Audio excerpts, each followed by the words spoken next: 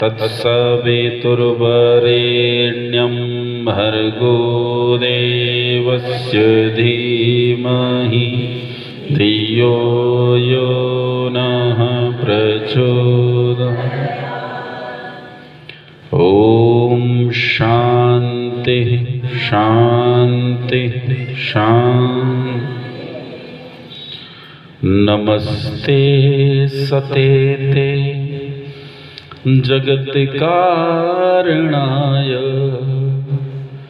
नमस्ते चिते सर्वलोकाश्रयाय,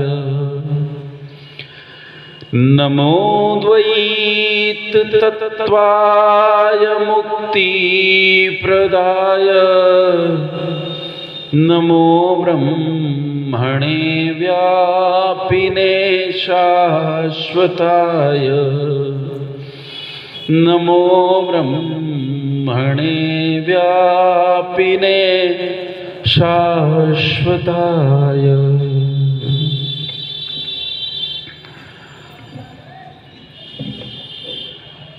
मालवीय नगर स्त्री आर्य समाज गोंडा के आखिरी दिवस की इस पहली सभा के, ये जो यज्ञकालीन सभा है, इस पवित्र यज्ञशाला में उपस्थित आदरणीय पूज्य गुरुदेव स्वामी शिवानंद जी महाराज,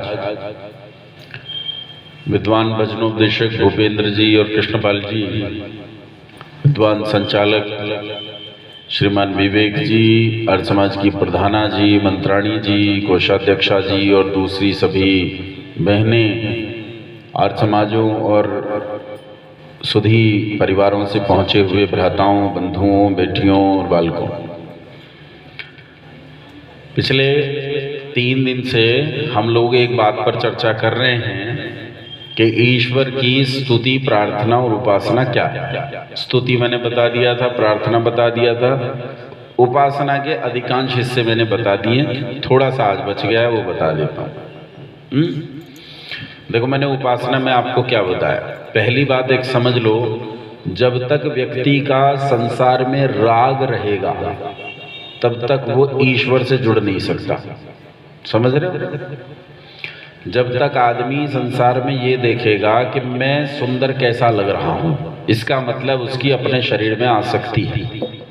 जब तक उसे लड्डू खाने में और रसगुल्ला खाने में स्वाद आता है तब तक वो ईश्वर से जुड़ नहीं सकता। इसलिए पहले संसार की चीजों में से राग खत्म करना पड़ेगा। राग दुख का कारण है।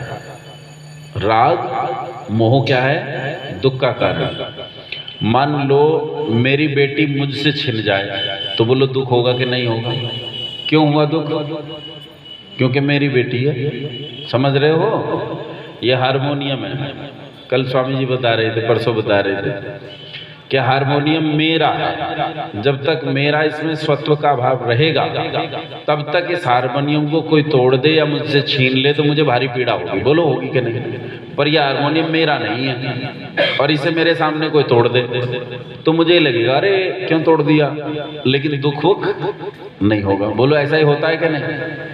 आपके घर में 4 ईंटें निकल जाएं तो आप सारा घर सिर पे उठा लेते हो, मेरा घर तोड़ दिया। लेकिन आप सड़क पे खड़े होकर देखते हो कि एक सरकारी बुलडोजर लोगों की दुकानें तोड़ रहा है, मकान तोड़ रहा है, आपको कोई दुख नहीं होता। क्योंकि जिस चीज में हमारा राग नहीं है वो चीज हमें दुख नहीं देती। आप संसार में राग रखते हो, संसार आपको दुख देता है। जैसे ही संसार से राग छोड़ते हो तो उस अवस्था का नाम है विराग। क्या नाम है उस अवस्था का? और विराग के उच्चतम भाव को कहते हैं वैराग्य। वैराग्य विराग का ही उच्चतम भाव है।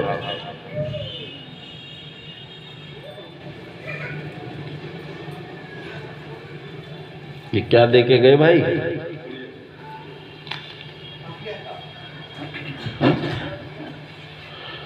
किस भाषा में लिख रखा है? तो ये संसार में जो राग है ये खत्म करना पड़ेगा, तब आप ईश्वर की ओर उन्मुख हो सकते हैं। और ईश्वर की ओर उन्मुख होने के लिए ईश्वर का भजन करना पड़ता है। ईश्वर के भजन के मैंने 8 चरण बताए थे। यम, नियम, आसन, प्राणायाम, प्रत्याहार, धारणा, ध्यान और समाधि। ये जो आखिरी वाला मैंने बताया समाधि, इस समाधि को कहते हैं योग। समाधि का नाम क्या है? योग। समझ रहे हो ना? स्वामी जी ने समझाया था ना, उल्टासन पलटासन का नाम योग नहीं। सुबह उठ के जो व्यायाम करते हो वो व्यायाम है, शरीर को स्वस्थ रखने के लिए, शरीर स्वस्थ रहता है उससे, लेकिन वो योग नहीं है, नहीं है, नहीं। योग तो मुक्ति का नाम है, योग तो समाधि का नाम है, योग तो जीवात्मा के परमात्मा के परस्पर स्वरूप दर्शन का नाम क्या है? योग। अच्छा ये बताओ, योग शरीर का विषय है ही नहीं। योग शरीर का विषय है ही नहीं। किसका विषय है? आत्मा का विषय। तो आपको सबसे पहले तो ये करना है कि इन 8 चरणों में अच्छी तरह से गुजरना है। 24 घंटे अपने जीवन में यम नियम धारण रखने। यम मैंने बताया सत्य, पहला क्या था? अहिंसा। अहिंसा, सत्य, अस्तेय, ब्रह्मचर्य, अपरिग्रह। याद हुए कि नहीं हुए? 3 दिन से बता रहा हूं लगातार। पहला क्या है? अहिंसा, दूसरा सत्य, तीसरा अस्तेय, चौथा और पांचवा अपरिग्रह। परिग्रह नहीं, परिग्रह तो कहते हैं ज्यादा चीजें इकट्ठी कर लेना, और अपरिग्रह होगा आवश्यकता से अधिक वस्तुएं इकट्ठी न करना। ये 24 घंटे के जीवन में लाओ अपने। ब्रह्मचर्य 24 घंटे बना रहेगा, चोरी न करना 24 घंटे बना रहेगा। हैं लोग संकल्प ले लेते हैं, भाई मैंने संकल्प ले लिया, इसके साथ बोलते हो? बोले नहीं इसके साथ नहीं बोलता, मैंने संकल्प ले रखा, इस आदमी के साथ मैं बात नहीं करूंगा। ये कौन सा संकल्प हुआ? ये कौन सा संकल्प हुआ? संकल्प लो कि चोरी नहीं करूंगा, संकल्प लो कि झूठ नहीं बोलूंगा। संवाद रोक देना तो बदमाश से बदमाश आदमी के साथ भी ठीक नहीं है। संवाद तो बनाए रखो, संवाद नहीं बनाओगे तो तुम समाज में व्यवहार नहीं कर पाओगे, है ना? राम के पुत्र हो तो देखो, राम ने अंतिम समय तक संवाद बनाए रखा, अंतिम समय तक। जब सेना लेकर जा पड़े उसके बाहर, तब भी भेजा, भाई अभी भी कोई समझा दो इसे, अभी इसे पता नहीं है किसके साथ भिड़ रहा है? जैसे गांव शहर में बाजार खेत में लोग खड़े होकर धमकी नहीं देते, तू मुझे जानता नहीं है मैं कौन हूं। तो राम जी ने उसे कई बार बताई ये बात कि तू मुझे जानता नहीं है मैं कौन हूं, उन्होंने नहीं माना। लेकिन संवाद रावण के साथ राम जी ने कभी बंद नहीं किया। अहिंसा, सत्य, अस्तेय, ब्रह्मचर्य, अपरिग्रह 24 घंटे जीवन में। उसके बाद शौच, संतोष, तप, स्वाध्याय, ईश्वर प्रणिधान, ये भी 24 घंटे जीवन में। इसमें जो ईश्वर प्रणिधान है, ये ईश्वर प्रणिधान ये मानो कि क्रियात्मक योग है, ये आप हर समय कर सकते हो। चलते फिरते, उठते बैठते ईश्वर की उपस्थिति को महसूस करो हर समय। अब यहाँ बैठे हो और आंख बंद करके महसूस करो कि मैं ईश्वर के भीतर बैठा, ईश्वर मेरे भीतर ओतप्रोत हो रहा है, कोई जगह ईश्वर से खाली नहीं। मेरे कण कण में, मेरी कोशिका कोशिका में, मेरी लसिका लसिका में, इस यज्ञशाला के कण कण में, इस सारे ब्रह्मांड में चारों ओर ईश्वर व्यापक हो रहा है और मैं ईश्वर के भीतर हूँ।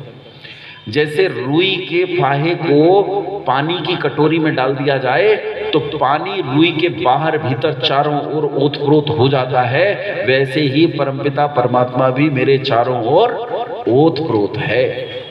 ये ईश्वर परिधान की स्थिति अपनी बनाए रखो, ये क्रियात्मक योग है।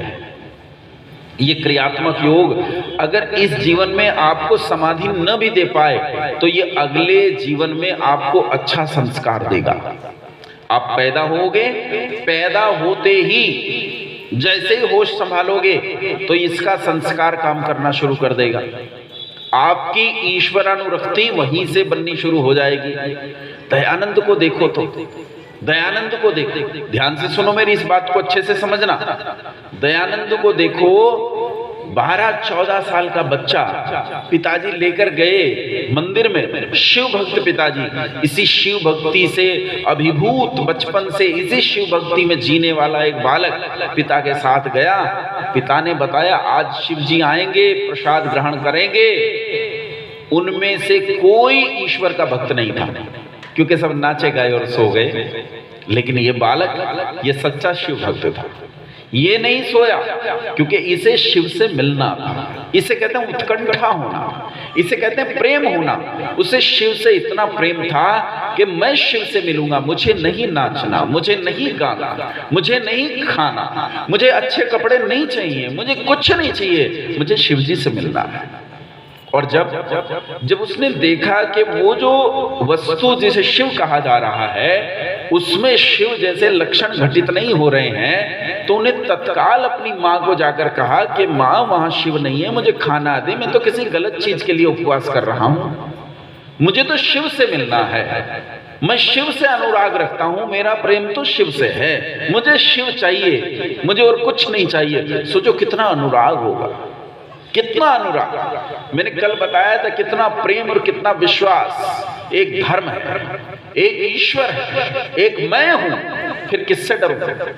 प्रतिवर डरने लगा 60,000 लोगों के साथ अकेला भिड़ गया। कौन सोच सकता है, कौन कल्पना कर सकता है? ईश्वर भक्त ही ये कह सकता है, दूसरा कोई नहीं।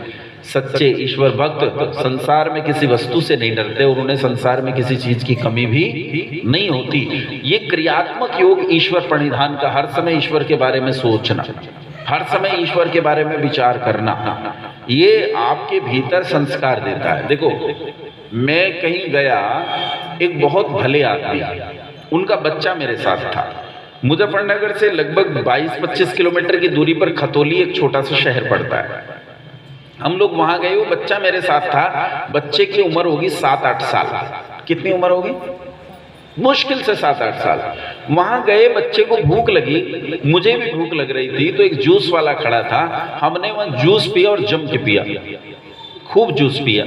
जूस पिया, वहां से चले गए, ट्रेन में बैठे, और ट्रेन में बैठकर जब हम मुजफ्फरनगर पहुंच गए 22-24 किलोमीटर दूर, तो बच्चा मुझसे बोला, चाचा क्या हमने जूस वाले को पैसे दिए? मेरे याद आया, बाप रे, हमने तो जूस वाले को पैसे दिए ही नहीं, याद ही नहीं रहा कि जूस वाले को पैसे नहीं दिए।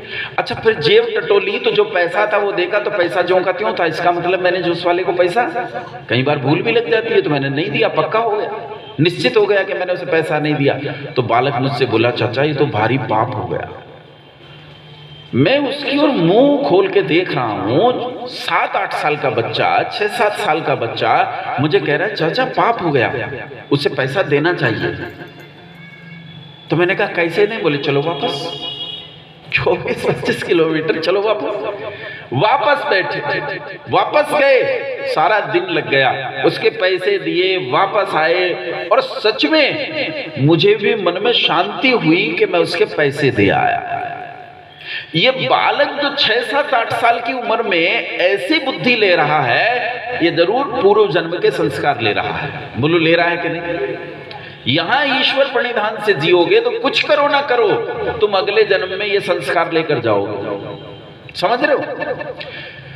12 साल का एक बच्चा अपने पिता से कहता है, पिताजी ये जो हजारों बूढ़ी गौएं हैं जो दूही जा चुकी, जिनके भीतर दूध का लेश भी नहीं बचा, जो केवल मरने के लिए बची हैं, जिनमें हड्डियां हैं, इन गाय को दान दे रहे हो। ये क्या गाय दान देने की हैं? अंदर जो बढ़िया गाय बंधी हैं, जो 50-50 लीटर दूध देती हैं, वो गैया दान दो। तो पिता ने कहा, ये गैया मेरे पास बहुत दिन से हैं, मैं इनसे बहुत प्रेम करता हूं, और इस यज्ञ में जिससे सबसे ज्यादा प्रेम किया जाता है वो चीजें दान दी जाती हैं, इसलिए मैं इन सूखी गौओं को दान दे रहा हूं, क्योंकि मैं इनसे प्रेम करता हूं। अच्छा बताओ, पिता सच बोल रहा था कि बहका रहा था? बालक नहीं बहका। बालक ने कहा, पिता ये बताओ तुम मुझसे प्रेम करते हो? हाँ करता हूं। तो कहा, मुझे किससे दान दोगे? बालक ने उपेक्षा की, पिता ने उपेक्षा की, जा अपना काम कर ले। लेकिन बालक पीछे पीछे हो लिया, पिताजी मुझे किससे दान दोगे? पिताजी मुझे किससे दान दोगे? तो 3-4 बार कोई पूछ ले तो पिता झल्ला जाएगा कि नहीं? तो पिता झल्ला गया, और पिता झल्ला के कहा, तुझे मृत्यु को दान दूंगा। गुस्से में आ गया, जैसे कह देते हैं ना कि पिताजी मुझे किसे दे क्या होगे? बोले तुझे ट्रक के नीचे दूंगा। हमारे यहाँ कह देते ना आजकल, तुझे ट्रक के नीचे दूंगा, ऐसे कह दिया, तुझे मृत्यु को दान दूंगा। बालक ने कहा, मेरे पिता ने मुझे मृत्यु को दान देने का संकल्प ले रखा है, और मुझे पिता के इस संकल्प में सहायक होना चाहिए। चला गया। घर द्वार छोड़ के चला गया, लोगों से पूछता घूमता मृत्यु कहाँ मिलेगा, मृत्यु कहाँ मिलेगा, मृत्यु कहाँ रहता है। और ढूंढते ढूंढते मृत्यु नाम के एक प्रसिद्ध आचार्य के घर पहुंच गया, यम के घर पहुंच गया। और यम के घर जाकर उसने पूछा क्या मृत्यु घर पर है? उन्होंने कहा वो तो बाहर गए। कहा उनसे कहना कि ब्रह्मचारी नचिकेता आया है। और उसके पिता ने नचिकेता को मृत्यु के लिए, यम के लिए दान दे दिया, तो वो दान की वस्तु द्वार पर है। उन्होंने कहा बेटा वो तो अभी है नहीं, तू भोजन कर ले। बोले मैं अन्न जल कुछ भी ग्रहण नहीं करूंगा जब तक पिता की दी हुई इस वस्तु को जिसे दी गई है उसे न सौंप दूं। भूखा ब्रह्मचारी द्वार पर बैठ गया। मृत्यु 3 दिवस तक नहीं आए। 3 दिवस बाद आचार्य यम अपने घर पर लौटे भीतर चले गए। उनकी पत्नी ने कहा कि एक 12 साल का बालक, एक ब्रह्मचारी, एक बटुक, गुरुकुल का वेद पाठी बटुक द्वार पर बैठा है, 3 दिन से भूखा। कहता है आचार्य के लिए पिता ने दान कर दिया है, जब तक वो नहीं आएंगे कुछ खाऊंगा पीऊंगा नहीं। हमने प्रयास किया लेकिन उसने खाया पिया नहीं। यम दौड़ कर आए और बोले अरे मुझे क्यों पाप चढ़ाता है, मुझे क्यों पाप में डुबोता है, मेरे सिर पर ऐसा पाप क्यों रखता है जो मैं जन्मों तक न उतार पाऊंगा। बालक पहले भोजन कर ले। उसने कहा लेकिन मुझे दान कर दिया गया है, आप मुझे ग्रहण कर लो। बोले कर लिया पर तू भोजन कर ले। उसने भोजन किया। भोजन करने के बाद आचार्य बहुत प्रसन्न हुए। कहा मैं तेरी पितृनिष्ठा से, तेरे अपने पिता के आज्ञा पालन से, तेरी ऐसी तीव्र बुद्धि से बहुत प्रसन्न हूं। कोई वर मांग ले मुझसे, 3 वर मांग ले मुझसे। सबसे पहला वर मांगा कि मेरे पिता जब मैं वहां से चला तो मुझसे बहुत क्रोधित थे, वो मुझ पर कोप न करें। पहला वर पितृयज्ञ कि पिताजी मुझसे नाराज अब न रहे, पहला काम। एक अग्नि विद्या किसे कहते हैं वो मुझे समझा दो, इलेक्ट्रिसिटी समझा दो मुझे। और तीसरा उसने कहा कि आत्मा क्या होता है। उसने पूछा आचार्य से, आचार्य आत्मा क्या होता है? ये कमाल का सवाल है। कभी आपके मस्तिष्क में आया आपके दिमाग में कभी ये सवाल? 60, 70, 90 साल की उम्र लोगों की हो जाती है, क्या दिमाग में ये प्रश्न आता है कि आत्मा क्या होता है? अगर आपसे कोई कह दे कि आत्मा क्या होता है, तो आप इस सवाल को सवाल की तरह नहीं लेते, बल्कि आप उपदेश करने लगते हो। मैं बताऊंगा आत्मा किसे कहते हैं। पता कुछ नहीं है, लेकिन तुरंत बताने लगेंगे, जैसा भी जानते हैं बताने लगेंगे, मैं बताऊंगा। यानी आपको ज्ञान बहुत है, पूछना नहीं चाहते, आप बताना चाहते हैं, आप जानते हैं। लेकिन बालक आचार्य से पूछता है आचार्य आत्मा क्या है? आचार्य ने कहा बेटा ये क्या प्रश्न पूछ रहा है, तेरी आयु का प्रश्न नहीं है। तो एक काम करे, एक चॉकलेट ले ले और जब प्रसन्न रहे, आनंद ले। उसने कहा आपको गलतफहमी हो गई, मैं चॉकलेट खाने नहीं आया, मैं ये पूछ रहा हूं आत्मा क्या है। आचार्य समझ गए। वो हमारे यहाँ कहते हैं, हमारे यहाँ ब्राह्मण नहीं कहते, आपके यहाँ भाषा थोड़ी अच्छी होती है, हमारे भाषा थोड़ी असभ्य सी होती है। हमारे ब्राह्मण नहीं कहते, देशज भाषा में कहते हैं ब्राह्मण है। तो आचार्य समझ गए पक्का ब्राह्मण है, ये नहीं मानेगा, ये पूरा डब्बा लेगा चॉकलेट का। वो गए फ्रिज में से पूरा डब्बा निकाला, बोले ले पूरा डब्बा रख ले और जा, आत्मा के चक्कर छोड़। उसने कहा ना आप समझे नहीं, मुझे डब्बा नहीं चाहिए, मुझे चॉकलेट चाहिए ही नहीं, मुझे ये जानना है कि आत्मा क्या है। आचार्य समझ गए इसे बड़ा लालच देना पड़ेगा। आचार्य ने उसे खेल खिलौने दिए, साइकिल दी और नाना प्रकार की अच्छी अच्छी चीजें जिनसे बालक प्रसन्न हो सकते हैं वो सब दिया। उसने उन्हें भी ठुकरा दिया। कहा भैया संसार भर का ऐश्वर्य ले ले, ऐसी ताकत ले ले कि जो तू चाहे वो हो जाए, नाना प्रकार की माएं ले ले, बहनें ले ले, स्त्रियां ले ले, संसार के सारे सुख वैभव ले ले, लेकिन इस प्रश्न को छोड़ दे। बालक बोला अब तो जरूर लूंगा।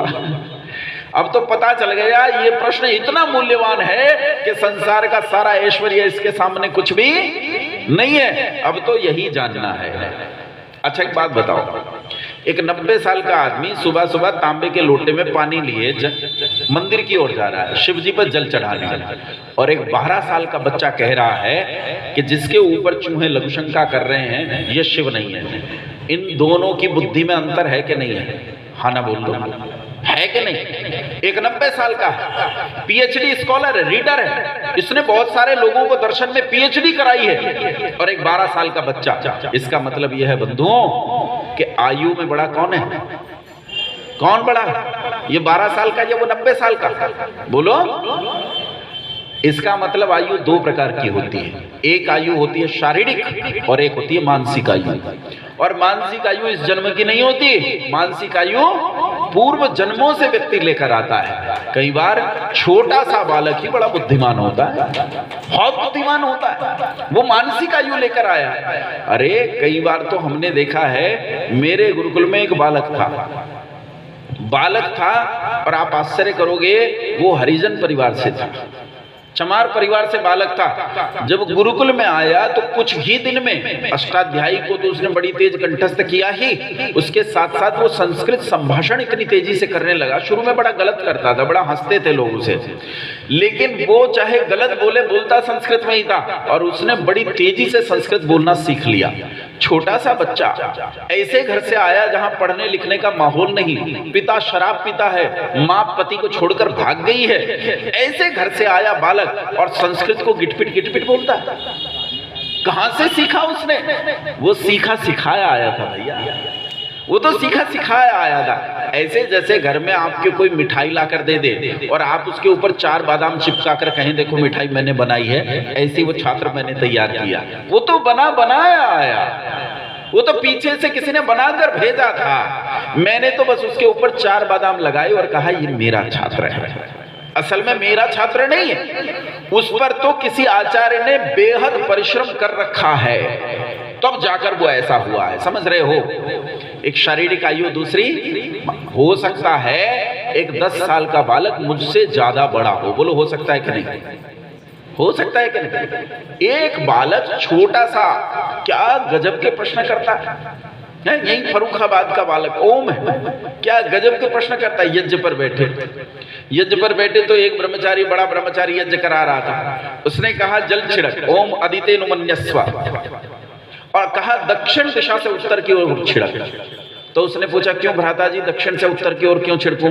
बोले बेटा दक्षिण जो है वो अंधकार की जगह मानी जाती है, उत्तर प्रकाश की, तो इसीलिए असतो मां सदगमय है, तमसो मां ज्योतिर्गमय, अंधकार से प्रकाश की ओर चल तो दक्षिण से उत्तर की ओर जल छिड़क। उसने कहा ठीक है, अब पूरा हो गया। उसके बाद अगला मंत्र आया, ओम देव सवितः प्रसुव यज्ञम प्रसुव यज्ञपतिम भगाय दिव्यो गंधर्वः केतबुः केतन्नः पुनातु वाचस्पतिर्वाचन्नः स्वदतु। और जब ये मंत्र पढ़ा तो अब की बार जल उल्टा छिड़कते हैं। तो वो बालक हाथ में जल लेकर और जैसे पहले छिड़का था दक्षिण से उत्तर की ओर उल्टा छिड़कने लगा।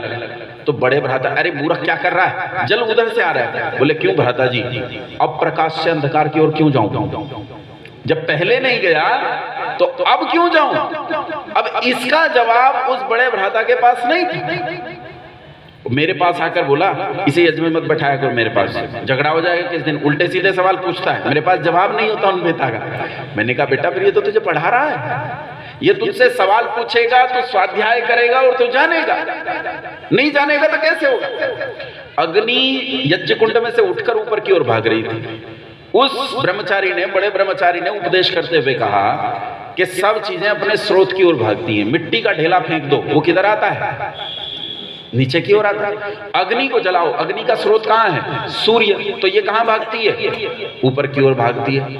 ओम अचानक सिर खुजाने लगता है। जैसे उसने ये कहा तो ओम के तो दिमाग में घंटी बज गई। बोला भ्राता जी सूर्य ऊपर है, अग्नि ऊपर की ओर भाग रही है, लेकिन 12 घंटे के बाद ये सूरज घूमकर नीचे आ जाएगा धरती के, और तब अग्नि नीचे की ओर भागनी चाहिए, लेकिन तो अग्नि ऊपर की ओर ही भाग रही है।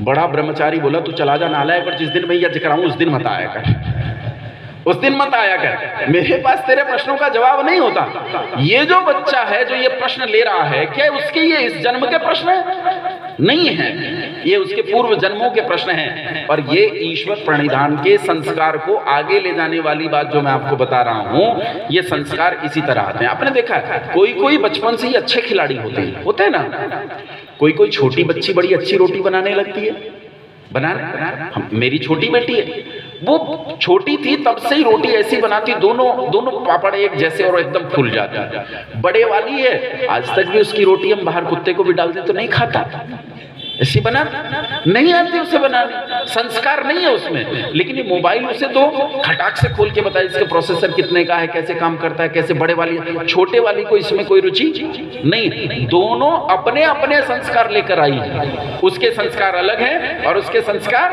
अलग हैं। परमात्मा हमें जन्म भी ऐसे ही घरों में देता है जहां आपको वे संस्कार सुलभता से मिल सकें। अगर आपको ऐसे परिवार में जन्म नहीं दिया गया तो कोई ना कोई परिस्थिति परमात्मा ऐसी जरूर बनाएगा कि वो संस्कार कैरी करें पीछे से आगे की ओर। दयानंद 22 साल का घर से भागा, एक बार 14 साल का, एक बार 22 साल का घर से भागा।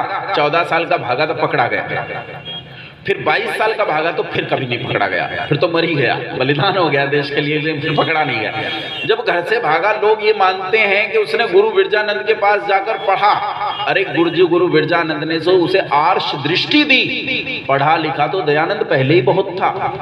2 वेद तो घर से कंठस्थ करके भागा था, पिता ही वेद पाठी था। पिता ने 2 वेद तो खुद अपने बालक को कंठस्थ करा दिए थे। बोलो ऐसे घर में जन्म दिया कि नहीं दयानंद को, कि जहां उसे बहुत सारी चीजें पहले से मिल गई। ईश्वर में श्रद्धा किसने दी?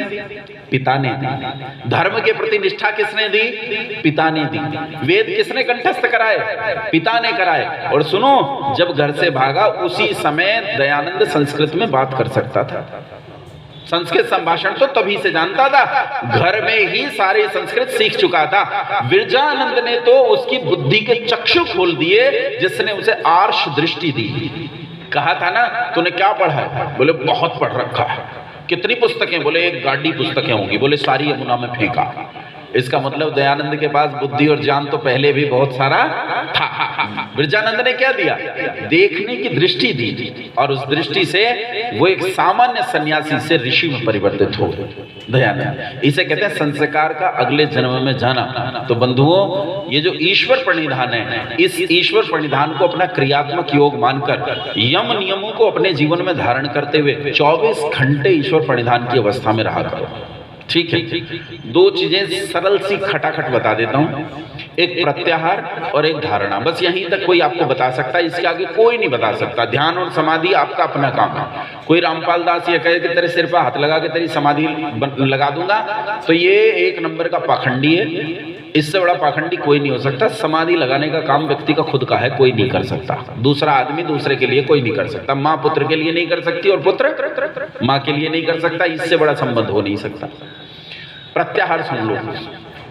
5 इंद्रियां हमारी, नासिका, चक्षु, श्रोत्र, त्वचा और रसना, ये 5 इंद्रियां हमारी। इन 5 इंद्रियों के 5 विषय हैं। आंख का विषय क्या है बोलो? रूप, देखना, है ना। अच्छा ये बताओ, आंख से सुन सकते हो? कोई इंद्री किसी दूसरी इंद्री का काम नहीं करती। कान का विषय क्या है? सुनना, यानी शब्द। त्वचा का विषय क्या है? स्पर्श। त्वचा, जीवा का विषय क्या है? रस, स्वाद ना, रस। और नासिका का विषय क्या है? गंध, सूंघना, गंध। तो क्या करना है, प्रत्याहार में आपको बैठकर, शाम को जब उपासना में बैठो तो उपासना में पालथी लगा के बैठ जाओ। पालथी लगा के ना बैठो तो जैसे आराम से बैठ सको वैसे बैठ जाओ। बैठ के और आंख बंद करके पहले घर वालों को बता दो मैं उपासना कर रहा हूं, है ना। अगर उपासना करने के लिए नहीं बताओगे, आपने नहीं बताया घर वालों को मैं उपासना कर रहा हूँ, बाहर से कोई बुलाने आ गया तो घर वाले शोर लगाने लगेंगे, हैं, आवाज लगाने लगेंगे। तो जो भी नाम होगा बच्चे का, अक्षिता होगी उपासना, तो है ना। इसलिए बता के बैठो भैया मुझे आवाज मत लगाना, मैं उपासना के लिए बैठ रहा हूँ। और नीचे अच्छा सा गद्दा लेकर बैठो। एक रूढ़ियों में मत फंसना कि जमीन पर एक कुशा बेड लगाकर बैठो, जिस पर आसानी से बैठ सको वो लो। नीचे अच्छी मोटा कंबल जो है वो तह करके रखो, जिससे आराम से देर तक बैठ सको। कल स्वामी जी बता रहे थे स्थिर सुखम आसनम, स्थिरता पूर्वक सुख से लंबे समय तक जिसमें बैठा जा सके उसका नाम क्या है? आसन। बैठ गए, कमर गर्दन सिर सीधे, आंखें बंद, और पिछले 24 घंटे पर दृष्टि डालो। कोई यम नियम तुमसे टूटा तो नहीं है। अगर टूटा है तो संकल्प लोगे अब नहीं तोड़ूंगा। उसके बाद 3 प्राणायाम करने हैं। 9 प्राणायाम से शुरू करना है। मैंने कल बता दिए थे 3 प्राणायाम कौन से करने हैं। ये आंखें बंद। और प्राणायाम भी कैसे करते हैं? प्राणायाम ऐसे करते हैं, जब श्वास को बाहर निकालते हैं तो किसी को पता नहीं चलना चाहिए कि आपने श्वास बाहर निकाल दिया है। कई लोग ऐसे करते हैं, श्वास बाहर निकाल, वो पड़ोस में बच्चा डर गया, बोले वही से हार्ट अटैक आ गया शायद। ऐसे नहीं करना। प्राणायाम का पता भी नहीं चलना चाहिए। भीतर भरते हैं तो भी कुछ लोग भीतर भरेंगे तो ऐसे बन यूं तन के बैठेंगे, पूरा छाती में भीतर, ये बिल्कुल नहीं करना है। श्वास भीतर भरना है तो पता भी नहीं चले। श्वास भीतर भरा, पता चला नहीं, पता नौटंकी नहीं करनी है, ठीक है। श्वास भीतर भर लिया, बाहर निकाल दिया, पता नहीं चला। बाहर निकालना भाई ये प्राणायाम, भीतर भरना, भीतर का प्राणायाम कहीं भी रोक देना, स्तंभ वृत्ति। ऐसे 9 प्राणायाम करने के बाद प्रत्याहार करना है। प्रत्याहार कैसे करते हैं मैं बताता हूँ। जीभ पर अपने मन को लगाओ और जैसा स्वाद जीभ में आ रहा है उस स्वाद को अनुभव करने का प्रयास करो। कल्पना नहीं करनी। कुछ लोग कहते हैं हाँ रसगुल्ले का स्वाद लूंगा, ये नहीं करना। जैसा मुंह में स्वाद है वर्तमान में, यथार्थ सच, वही लेना और उससे अपने मन को टिकाओ। ये जब करोगे तो इस प्रत्याहार को करने से आप क्या करोगे, देखो मैं बताता हूं क्या करोगे। जो लोग कुर्सियों पर बैठे हैं मेरी बात ध्यान से सुनेंगे और मेरी बात मानेंगे। जो लोग नीचे बैठे हैं वो भी मेरी बात मानेंगे। सीधे होकर बैठो, पालथी लगाओ जो पालथी लगा सकते हैं, और जो सहजता से जैसे बैठ सकते हैं वैसे बैठो। कमर गर्दन सिर सीधे करो, हथेलियां अभी थोड़ी देर के लिए गोद में रख लो, बाकी जैसे आपको सहज लगे वैसे कर लो। तन के नहीं बैठना है ना, सहजता से कमर गर्दन सिर सीधी करके बैठना। ढीला शरीर हो, बिल्कुल ढीला शरीर, बस कमर गर्दन सिर सीधे हो। आंखें बंद करो, आंखें बंद करो। कुछ लोगों ने खोल रखी हैं, बंद करो आंखें और अब मेरी बातों को ध्यान से सुनो। सुनो, एक एक शब्द जो आपको सुन रहा है उस शब्द को सुनने का प्रयास करो, चाहे कितना ही महीन शब्द हो और चाहे कितना ही स्थूल। एक एक शब्द को सुनो। सुनो क्या क्या सुन रहा है। मेरे बोलने की आवाज, बाहर कुछ लोगों की बात करने की आवाज, शायद एक मोटरसाइकिल के हॉर्न की आवाज। सुनो ध्यान से। किसी का मोबाइल बजा, एक एक शब्द सुनो, एक एक शब्द सुनो, सुनते जाओ। आंखें बंद, हिलो डुलो नहीं, किसी चीज से व्यवधान मत पाओ, हिलना नहीं, जैसे पत्थर रखा। एक एक शब्द सुनो, सुनो सुनो। दूर से किसी इंजन की आवाज आ रही है, नजदीक में बाइकें बोल रही हैं, मैं बोल रहा हूं, शायद एक चिड़िया उड़ी उसके पंखों की आवाज। एक एक शब्द सुनो। देखो बाहर कुछ लोग बोल रहे हैं, उनका सम्मिलित स्वर सुनाई दे रहा है और इस सारे के बीच में ध्यान से देखो, एक झींगुर जैसी आवाज लगातार आपके कान में चल रही है। एक घंटी सी लगातार, एक महीन सी घंटी, एक झींगुर जैसी आवाज लगातार चल रही है। अब एक काम करो, इन सारे शब्दों को अलग अलग करना शुरू करो, एक दूसरे से अलग अलग करो, एक एक शब्द को अलग करो। करो, सुनो सारे शब्दों को। हॉर्न, बाइक, मेरा बोलना, बाहर के बोलने का सम्मिलित स्वर, वो झींगुर जैसी ध्वनि, अपनी सांस तक की ध्वनि को सुनने की कोशिश करो। सुनो सुनो सुनो, गहरे चले जाओ, गहरे सुनते जाओ, सुनते जाओ, सुनते जाओ, सुनते जाओ। आंखें बंद, शरीर स्थिर। देखो एक बच्चा बोल रहा है, एक भी ध्वनि आपके कान से न छूटे। सुनो सुनो, बस आंखें खोल लो, आंखें खोल लो और सावधान होकर बैठ जाओ आराम से। अच्छा अब मुझे एक बात बताओ, लोग कहते हैं मन रुकता नहीं, मन टिकता नहीं। ईमानदारी से बताओ, मन तुम्हारे कान पर टिका कि नहीं टिका? हाँ ना बोलो। अब एक अगली बात बताओ मुझे, जिस समय तुम सोच रहे थे कान के बारे में और शब्द के बारे में, क्या उस समय तुम्हें आंख से देखने का विचार आया? क्या दिख रहा था? अंधेरा दिख रहा था, लेकिन क्या तुम्हारा उस अंधेरे पर ध्यान गया? नासिका से क्या गंध आ रही है, क्या इस पर ध्यान गया? जिह्वा में क्या रस है, क्या इस पर ध्यान गया? त्वचा पर क्या स्पर्श है, क्या इस पर ध्यान गया? तो आपने क्या किया? 4 इंद्रियों को उनका व्यवहार करने से रोक दिया, हाँ कि ना, रोक दिया ना। इसी का नाम प्रत्याहार है, इंद्रियों को उनके काम में चलने से रोकना। बस एक एक इंद्री पर इस काम को करना है, और एक इंद्री पर 3 से 4 मिनट करना, इससे ज्यादा नहीं करना। शुरू में तो सेकंडों में होगा, फिर बढ़ाते रहना।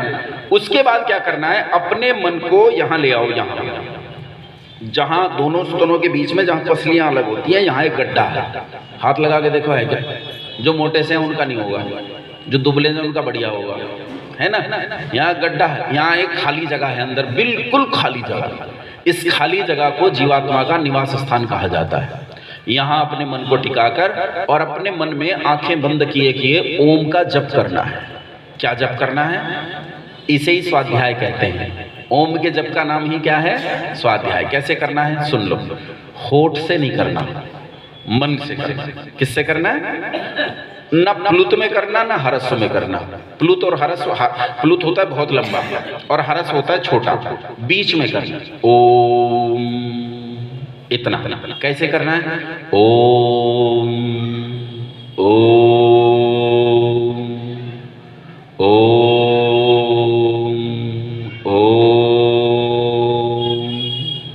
ओम।